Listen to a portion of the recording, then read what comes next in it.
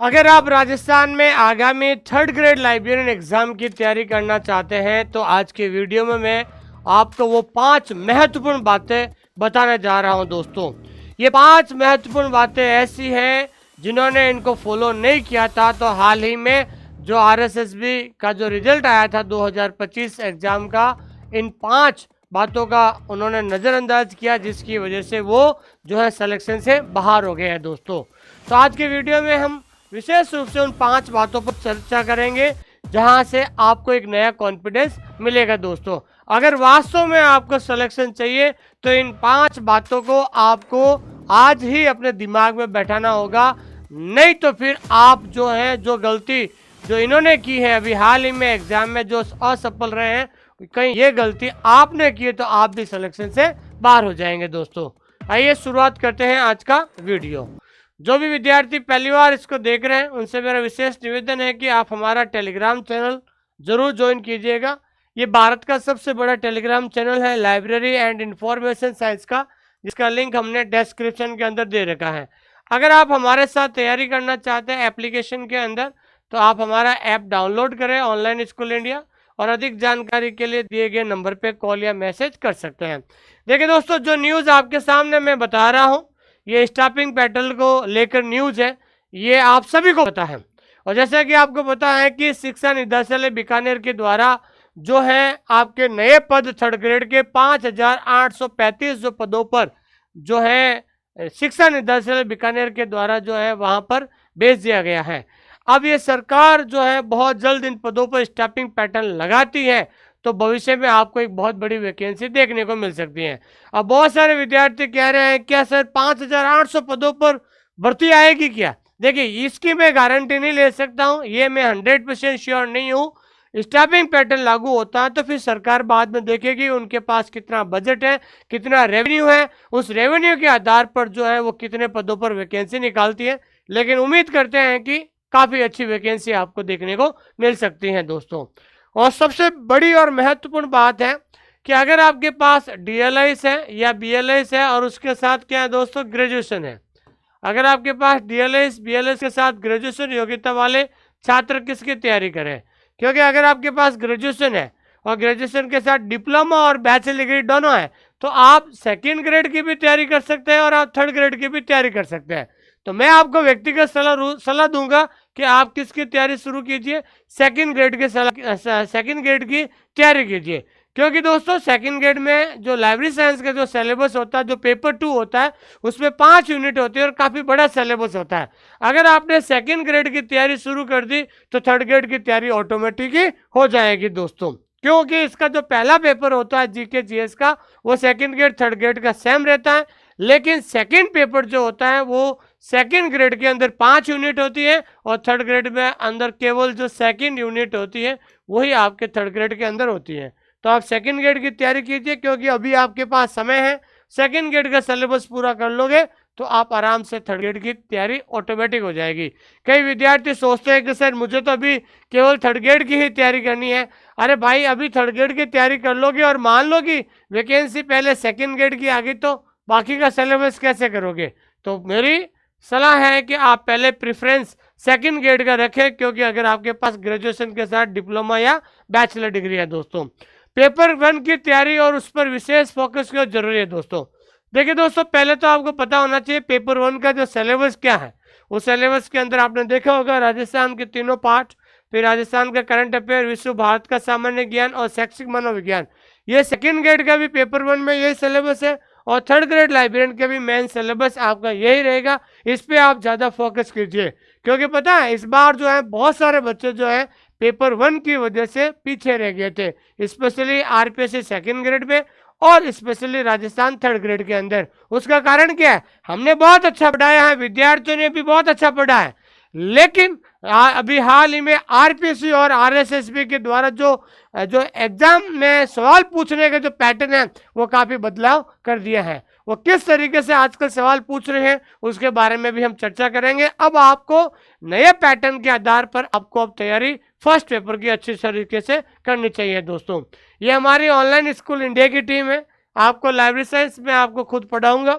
ये संपत सर हैं जिनका बहुत बड़ा चैनल है, ये इन्होंने हिस्ट्री और आर्ट एंड कल्चर की क्लासेस हमारे पढ़ा रखी है।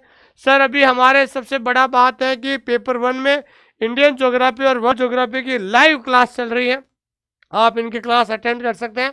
और हरीश सर के द्वारा जो है शिक्षा मनोविज्ञान जो है पढ़ा दी गई है, और इनके द्वारा भी हमारे एप्लीकेशन में पढ़ा रखा है दोस्तों। तो ये हमारी टीम है, और जैसे ही आपका नोटिफिकेशन आएगा हम नए पैटर्न के आधार पर जो है एमसीक्यू की क्लास लाइव शुरू करेंगे, ताकि आप ज़्यादा से ज़्यादा प्रैक्टिस कर सकें। हम आपसे इतना ही चाहते हैं कि एक बार आप सिलेबस को पूरा कर लें, ताकि उसके बाद आप एमसीक्यू से ज़्यादा रिवीजन कर पाएंगे।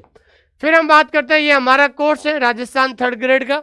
अगर आपके पास केवल 12th हो, 12th के साथ अगर आपके पास केवल CLAS या DLAS है, तो आप केवल और केवल 3rd ग्रेड पर ही फोकस करें।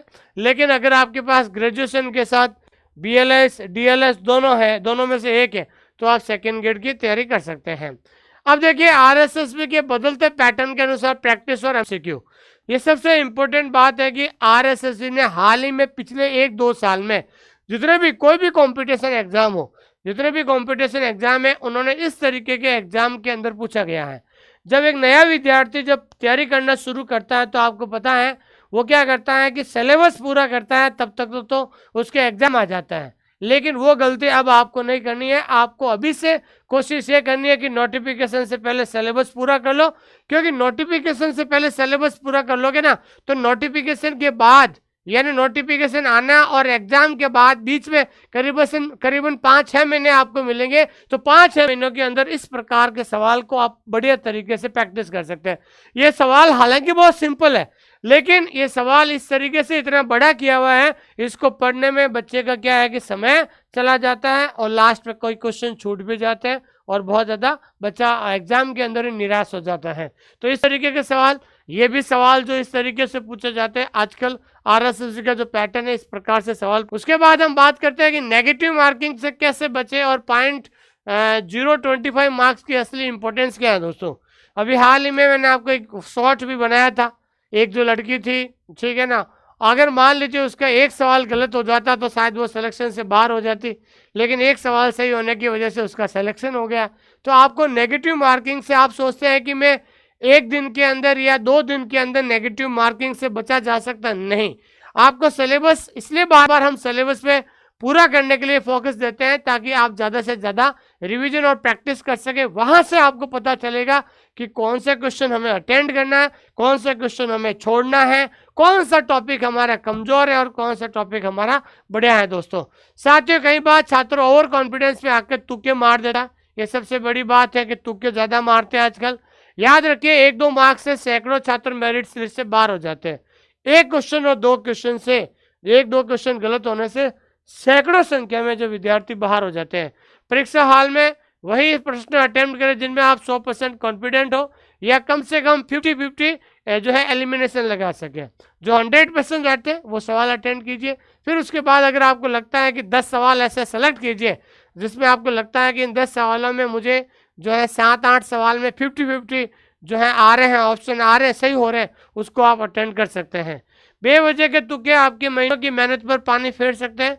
प्रैक्टिस टेस्ट से ही कब छोड़ना है और कब अटेम्प्ट करना है की आदत डालें, क्योंकि समय पर अगर आपका सिलेबस होगा, आप ज़्यादा से ज़्यादा प्रैक्टिस करेंगे, PY क्वेश्चन सॉल्व करेंगे, टॉपिक वाइज MCQ करेंगे, मेगा टेस्ट देंगे, तब आपको पता चलेगा कि हाँ आपसे कहाँ गलती हो रही है, कौन से टॉपिक में ज़्यादातर क्वेश्चंस गलत हो रहे हैं, ताकि अपनी गलती को आप उसी समय एनालिसिस कर सकते हैं दोस्तों।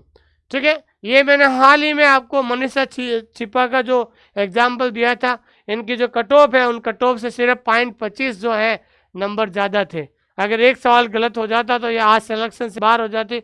अब एक सवाल सही होने की वजह से आज राजस्थान में 3rd ग्रेड लाइब्रेरियन बन गई है दोस्तों। सिलेबस को सही तरीके से कैसे कवर करें और रिवाइज करें, देखिए सबसे इम्पोर्टेंट, और मैं बार बार हमेशा ये कहता हूँ कि सबसे पहले आप अपने सिलेबस का प्रिंट आउट निकाल के आप अपने रजिस्टर के जो पहले पेज पर चिपकाइए। ऐसा क्यों कहता हूँ, क्योंकि जब भी आप पढ़ना शुरू होगे तो आपको पता चलेगा कि मुझे जो है ये मेरा रोड मैप है, इस रोड मैप के हिसाब से मुझे चलना है दोस्तों। तो सिलेबस को अधूरा मत छोड़िए, हर यूनिट का नोट्स बनाइए। देखिए जब तक लिखोगे नहीं तब तक सीखोगे नहीं, और शॉर्टकट कभी भी सफलता का रास्ता नहीं हो सकता है दोस्तों। चाहे आप राजस्थान जीके पढ़ रहे हो, चाहे इंडिया पढ़ रहे हो, चाहे करंट अफेयर पढ़ रहे हो, अगर आपने जो चीज़ें लिखी है, मैं गारंटी लेता हूँ अगर आपने एक बार लिख भी दिया ना तो 50% तो चीज़ें आपको लिखते समय याद हो जाएगी। इसलिए सिलेबस को पूरा ध्यान रखना है। कम से कम 3 से 4 बार रिवीजन जरूर कीजिए। रिवीजन के साथ सबसे जरूरी होता है प्रैक्टिस, अभ्यास, क्योंकि अंग्रेजी में भी कहावत है कि practice makes a man perfect. अभ्यास ही एक आदमी को संपूर्ण बनाता है। जब तक आप टॉपिक वाइज टेस्ट और मॉक टेस्ट नहीं देंगे तब तक आप अपनी गलतियों को पता नहीं चलेगा दोस्तों। यही तो सबसे बड़ी रणनीति है भाई। जब तक आप खुद अपना टेस्ट नहीं दोगे आपको कैसे पता चलेगा कि राजस्थान ज्योग्राफी में मेरा कौन सा टॉपिक कमजोर है, कौन सा मजबूत है। और जब तक आपको अपनी खुद की कमजोरी नहीं पता चलेगी आप अपनी गलतियों पर एनालिसिस नहीं कर पाओगे। जिस दिन आपने अपनी गलतियों पर एनालिसिस कर लिया उसके बाद वो गलती आपके एग्जाम में दोबारा नहीं होगी दोस्तों, ठीक है। और अगर आप जो वर्तमान में इस बार राजस्थान के अंदर 400 में से 299 जो है कट ऑफ गई है, तो आप अगर इस कट ऑफ तक पहुंचने के लिए आपको अभी से मेहनत करनी पड़ेगी। आप ध्यान रखना आने वाली वैकेंसी में इससे कम कट ऑफ आपकी नहीं रहेगी, इससे ज़्यादा ही रहेगी, कम नहीं रहेगी। तो आप खुद अंदाज़ा लगा सकते हैं इस कट ऑफ तक पहुंचने के लिए आपको कितनी मेहनत करनी पड़ेगी दोस्तों। आप सभी का बहुत बहुत धन्यवाद है कि आपने मुझे इतना प्रेम और स्नेह दिया है। हमारा एक ही लक्ष्य है कि हमारा मार्गदर्शन, आपकी मेहनत जब दोनों मिल जाएगी तो आपकी जीत सुनिश्चित है।